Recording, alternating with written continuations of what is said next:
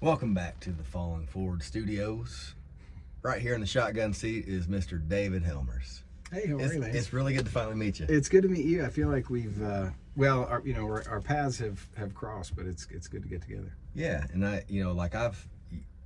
I've seen your name when associated with Railbird through the years, and Right. I just never got a chance to sit down and talk with you. I'm glad that we're getting this opportunity here. I'm happy to be down here in the truck in Berea, and we'll shoot the shit. And if this is your first time watching the show, go ahead and make sure you subscribe and like it and all that stuff. Make a comment. But the premise of this show is restoration of this truck. It's a cigar review. Mostly it's interviews about how we overcome obstacles and how we take the lessons from that and move on and build a life that we look back on and say, you know what, I did it. I did the thing. And in the meantime, we are going to be smoking some cigars. I've got one here. This is a CAO Arcana Series Thunder Smoke. I have smoked this on the show before, I believe. What do you got over there? I've got this Ashton that you gave me, and looking forward to it. Let's see. Ashton's a good cigar. I don't know much about it as far as the flavor profile. I want to get your opinion on it. And right. I'm going to do a straight cut on this. The good thing about having an old pickup truck, you just let it fall right on the floor. Sounds good. Well, I'll do the same. So while we're cutting these up, why don't you, where are you from? Where is home for you? Well, I live in Lexington, Kentucky. I've been in Lexington for a long time now, probably 30 years. But I grew up in Western Kentucky in a river town, Owensboro. And that's where my parents both grew up. I had grandparents on both sides in Owensboro, in the Big O, as we called it. I'm probably a sixth generation Kentuckian. I've got family roots here going way back. Some of that in Western Kentucky, and then my grandfather on my mom's side grew up in Paris, so okay, kind of close to where he grew up. So when your family moved here, you know where they came from? Yeah, well, my mom was a Kirkpatrick, so that side of the family was Scotch-Irish, like a lot of people in Kentucky. Yep. In Appalachia and throughout Kentucky. And so my great-great-grandfather was a superintendent of Paris schools for about 40 years, and then going back further, there was a patriarch of the family, Moses Kirkpatrick, who was a riverboat captain. What a name, huh? Yeah, and Moses ran the river from St. Louis to New Orleans on a riverboat. Parting the waters with that riverboat. Yeah, that's a line. That's a lyric right there. It is. And then on my father's side, Helmers is a German name. So the Helmers side settled in Hermann, Missouri, and it's still a little German town not far from St. Louis. I've been through there. There was a German school there. The old Helmers house is now a bed and breakfast, but my great-great-grandfather on that side owned a tavern in town. Very cool. Yeah, so anyway, we're pretty much the American story of immigrants coming from other places and finding a home here. Yeah, I'm kind of like the family historian of my family, and it's interesting some of the things you can uncover. And names are intriguing, because sometimes we flip back through the pages in our family history. We don't necessarily know the story behind what they did. But every once in a while, somebody has such a rich history or a story that it stands out, and then families talk about it. So you're building up a history that generations from now people will talk about. Well, let's talk about that a little bit. I don't know. I hope so. I feel you talk about family history, and you do know there's the little family lore of those people in your family that are larger than life. What's great about that one is you understand the story of your family and that history, but it also imputes upon you, I think, sometimes an obligation or a duty that you feel like, well, I'm going to live up to this, this family heritage. My grandfather from Paris was a B-17 bombardier, was a POW in World War II. Had an amazing story. Was the most humble, regular guy. I never really talked about that until really late in his life. But we kind of knew, he was a real American hero. So I don't I won't ever do that or the kind of things he did, but I do feel an obligation to try and leave things better than I found them. Yeah. And especially having kids. We talked about, being parents. And so how many kids do you have?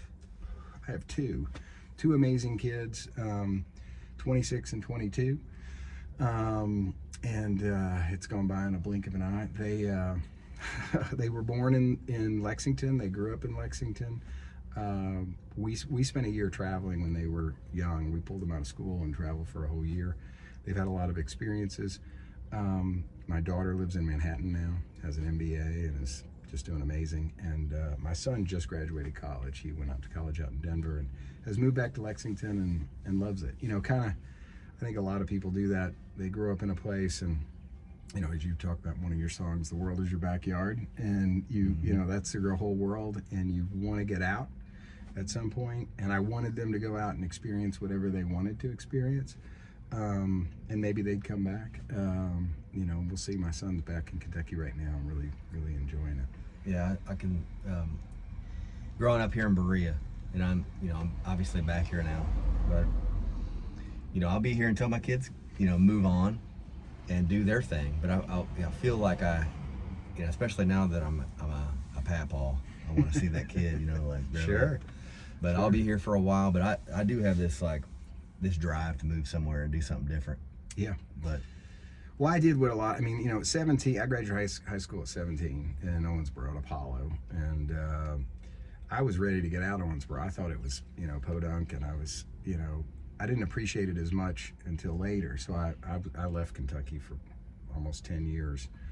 Went to college out of state, ended up working in DC, came back and went to law school at UK. And as you get older, you kind of, and it's not just nostalgia, but you look back at what you had in your hometown and your upbringing. And, it was a golden, I could not have had a better upbringing. Extended family, great friends, a safe, town, a river town where people knew each other and took care of each other. So I feel fortunate that we were able to stay in Lexington, raise our kids there. They had their whole kind of upbringing there. We got they got to experience other stuff too, but they have a real sense of their hometown. Yeah. You're in the music scene. Mm-hmm. Are your kids, do they have a love for music too? Is it kind of like one of those things, or? They do, but I don't think they had a choice.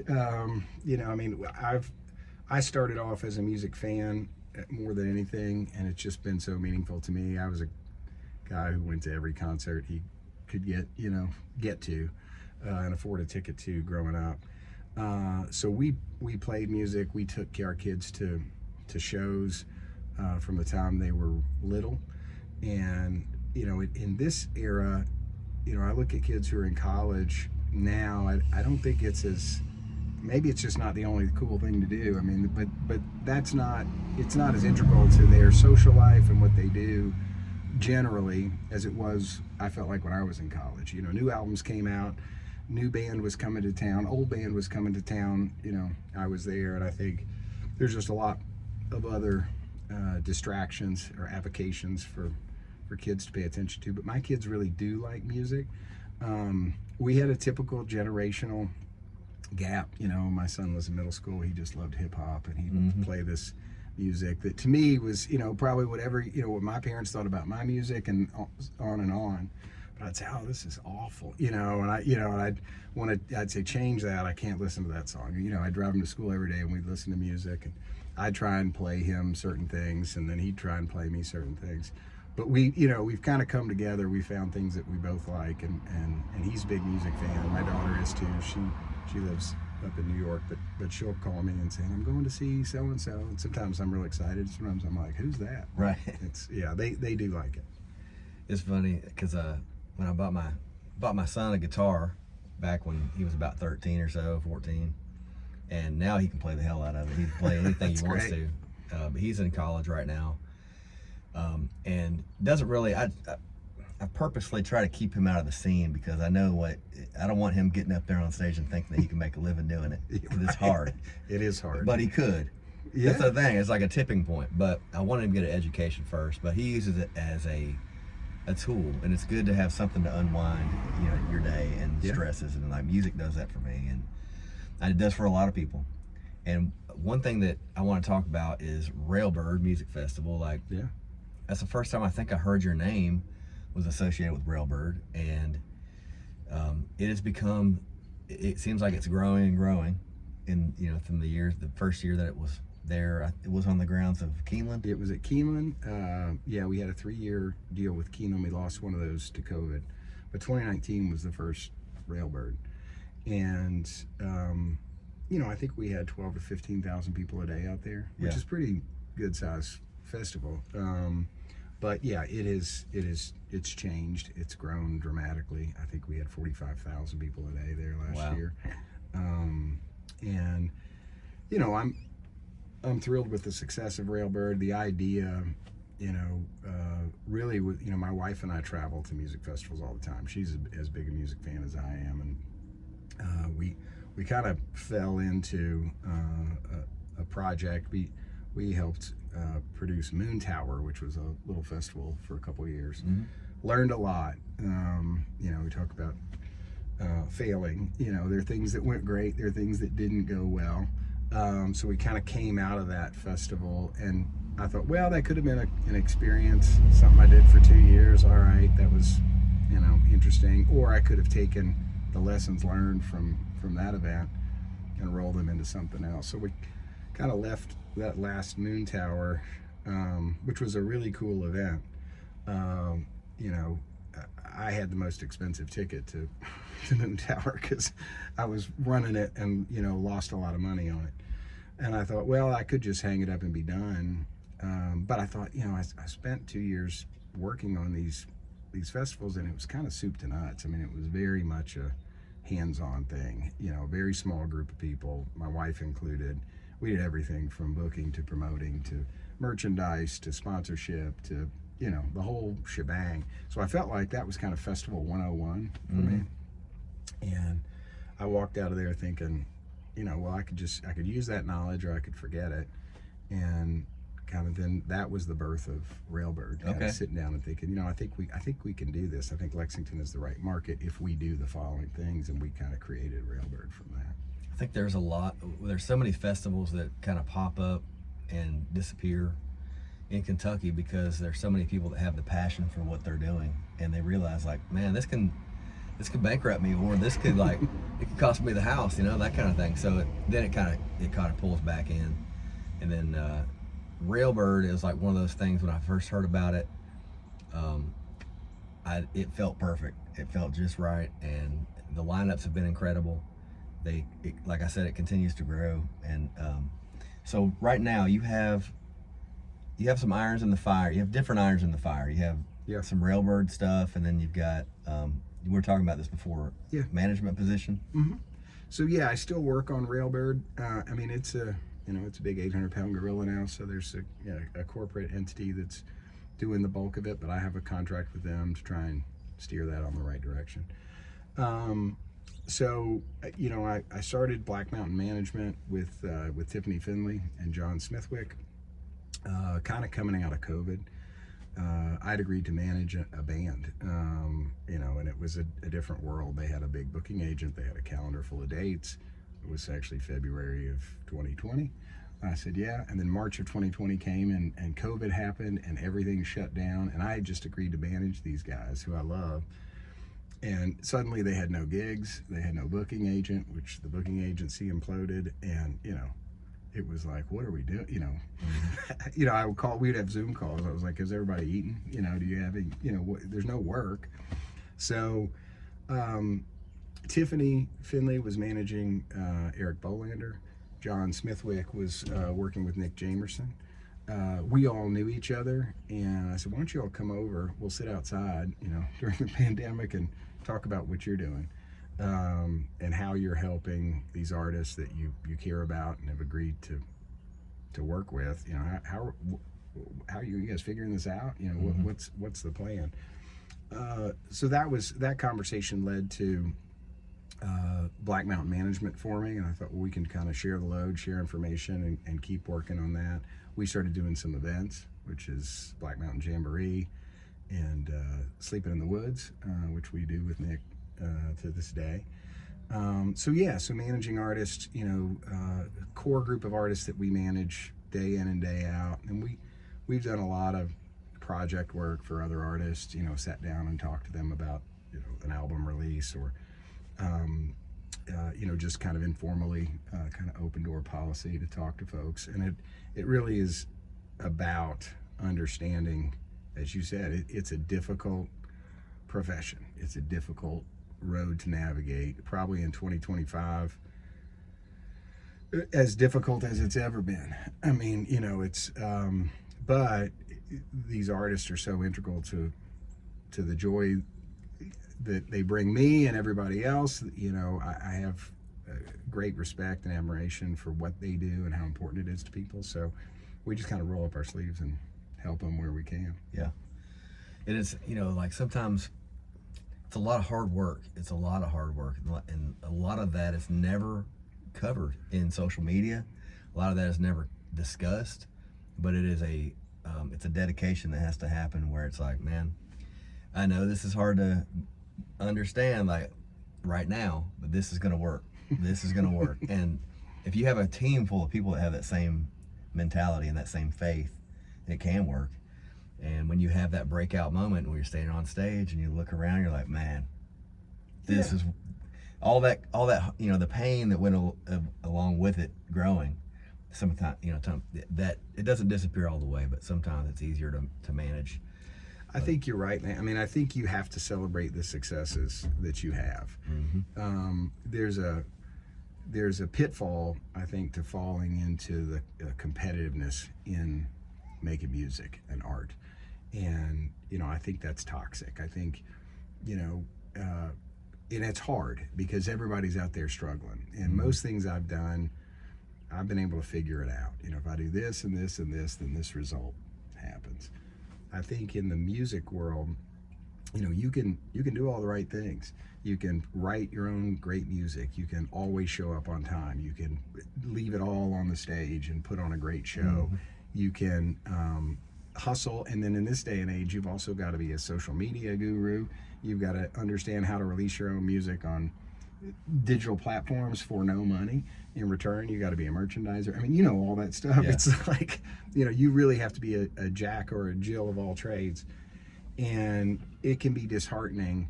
And sometimes you see, your friends or other people in the community take off, and I think the key is to kind of remember, hey, good for them. Maybe I can learn something from them. That may be an opportunity for me later, because I have a good relationship with them, and not fall into why them, not me. Yeah. It's I tricky. think about it like, I've never been a surfer, but I have had a boogie board on the beach and been out there looking for a wave, Yeah. And you're trying to catch the perfect wave. You ride one, it's like, oh, that's fun. Where's the next one? And you look for the next wave, and you're looking for the best one. And you might be out there all afternoon, and then some kid comes out, catches the perfect wave, and you see him like ride it off in the sunset. It's like, but that's the way it goes. It's like sometimes about being right place, right time.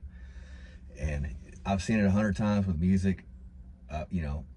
Opportunities. You have the right conversation at the right time with the right person. They hook you up with something. And Right. There's no rhyme or reason to that. I mean, you can be the most talented singer-songwriter and have opportunities go by because you didn't have that conversation with somebody. Yeah. Or you can be a mediocre musician and be like, put on the biggest stage, and they're like, man, how did that happen? Yeah. It's about, looking for those waves, being out there in the water, which to me is having those conversations, meeting people, being open to people, taking phone calls. I'm on the phone all the time. My wife is like, do you ever get off the phone? You talk to everybody. I'm like, well, but you never know, when someone's going to give you an opportunity, or talking to someone, you're going to get an idea that maybe we create this. And, it's funny you were talking about waves. I was thinking about that on the drive down, and I think really some of the stuff I'm trying to do with a lot of other people, and it's key to have other people working together, is really trying to become a wave machine and create those waves and create those opportunities. You know, because I mean, yeah, there are waves coming, and we got to look for them, and wait for them, and hope we catch them. But collectively, I think there are things that we can do. There are a lot of great people in the state, performers for sure.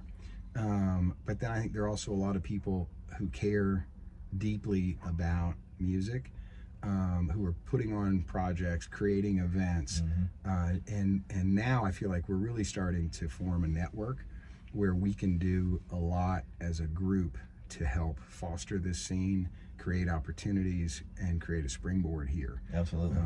For musicians. So a lot of what I'm working on now is kind of that organization, creating new opportunities here. You know, I do feel like Railbird was a success and has been successful in that it showed that this is a valid market for a major music festival, and that people will come here, and we've got a great state and a lot to show off. And, you know, as important as anything in creating Railbird was that we did share those stages with local musicians. You know, so I think one of my favorite moments was the first Railbird was Justin Wells coming up and giving me a big hug and saying, David, I was just interviewed by Rolling Stone. I called my mama, and you know, she cried on the phone. And one of the best dudes out there doing it, man. Of course, a great guy.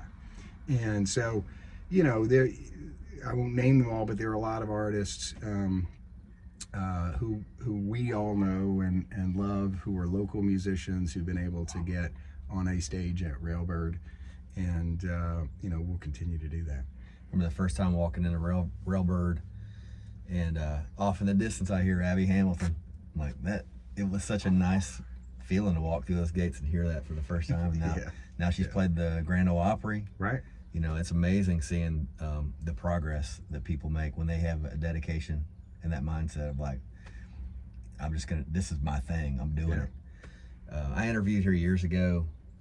We were talking about, you know, video shows that we've been a part of, and I'd interviewed her one time, and she said that I was like, if you could have one, you know, stage that you would want to play, what would it be? She's like, I want to play the Ryman.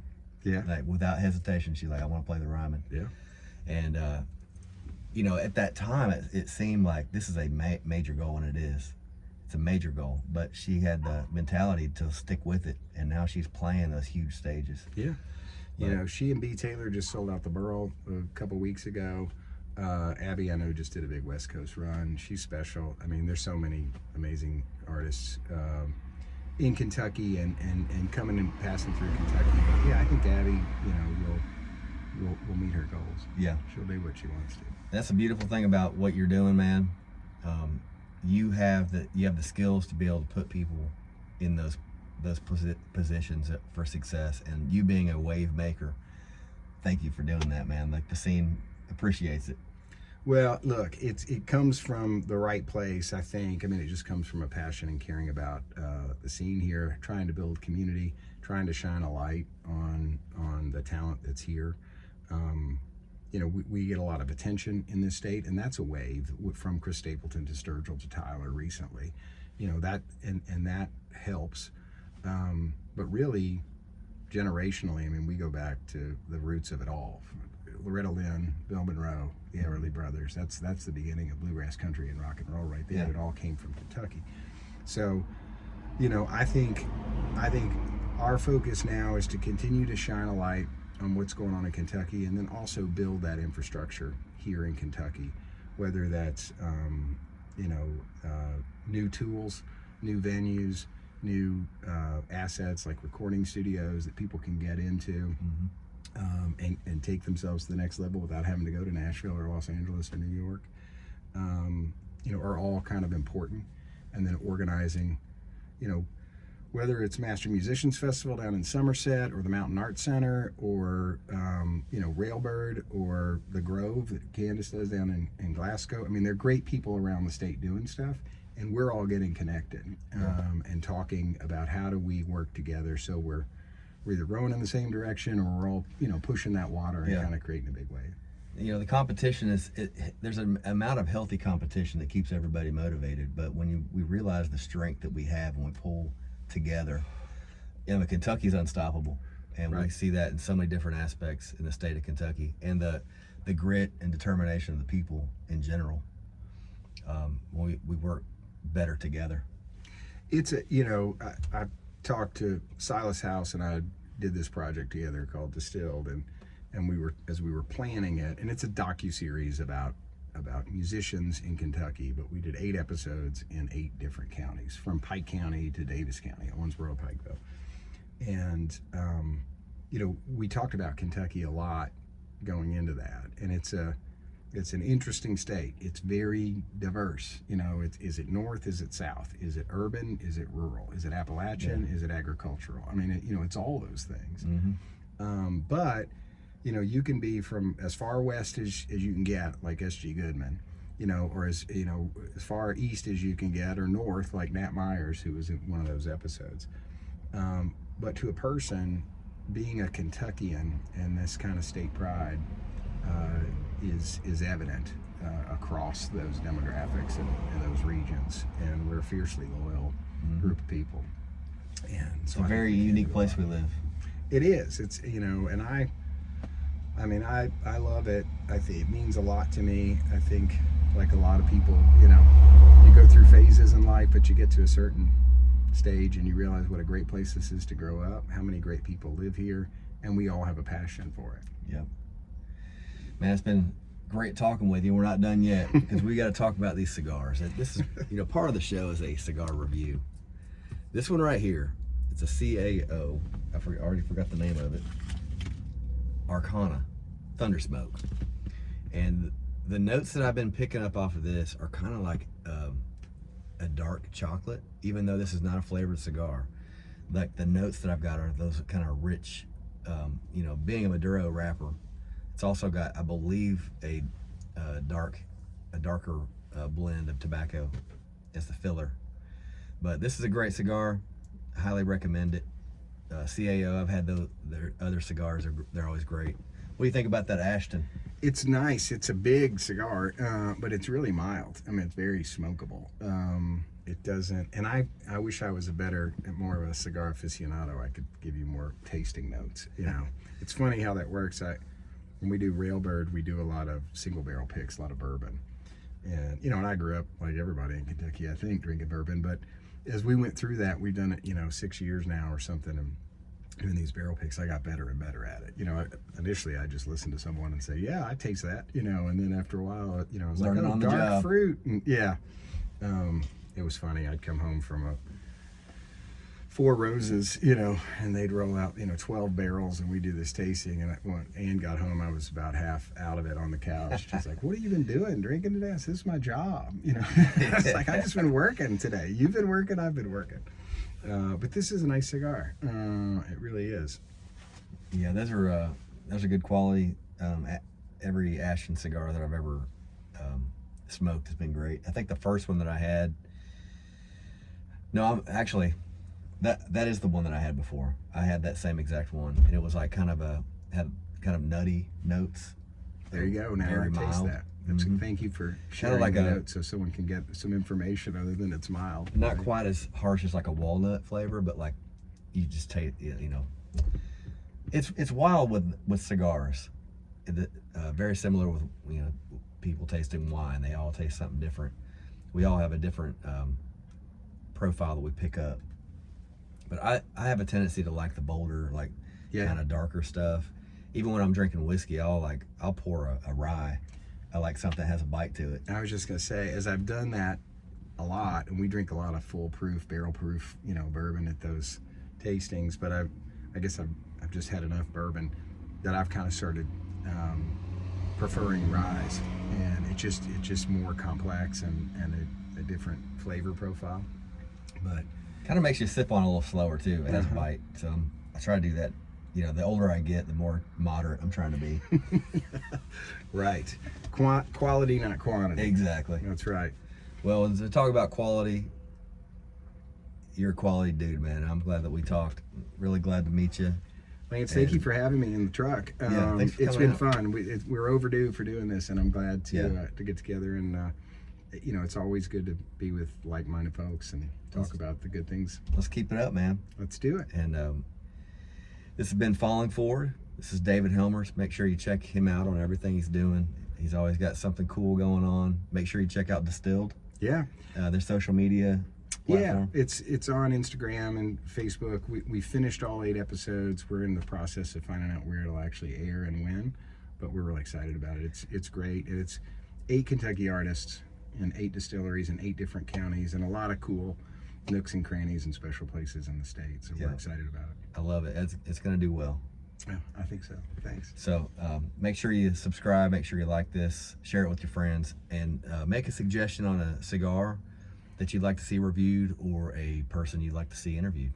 And never forget, our failures they don't define us. We just keep moving. We pick out the gems that the failures give us, and we create a life that we're proud of.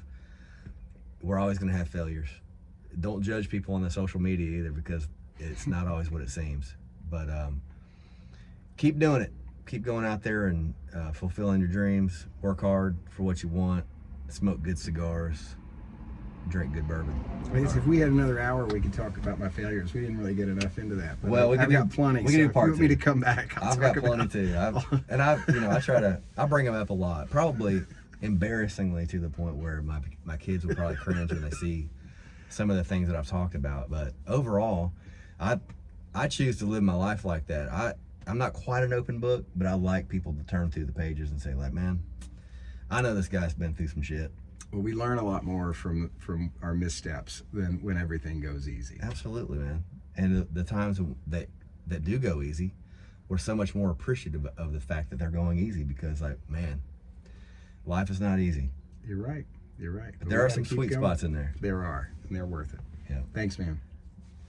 We'll see you. All right. See y'all.